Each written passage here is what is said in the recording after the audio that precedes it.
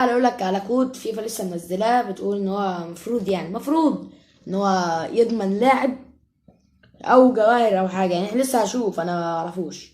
فاول حاجه انت هتخش تكتب على جوجل ريديم كود، هتلاقي او تكتب اي بس اي او تكتب اف سي موبايل، وتخش على جوجل، تخش على اللينك، هيجيب لك حاجه انك تخش على اي اكونت. لازم تكون رابط، يعني انت ما ينفعش تحط كود من غير ما تكون رابط الاكونت ده يعني لازم تكون رابط الاكونت بالاكونت هنا. يعني قبل ما تخش تربط اكونت وبعدين تخش هناك تربط الاكونت بتاع وبعدين تكتب الكود اللي انا سايبه لك على الشاشه دلوقتي. هتكتب الكود ده والمفروض يطلع لنا حاجه، يعني المفروض يطلع لنا حاجه. انا استنفش والله ما اعرفها، يعني كل ده ما اعرفش لسه يطلع ايه. فبسم الله الباكج جاي، افتحها معاكم.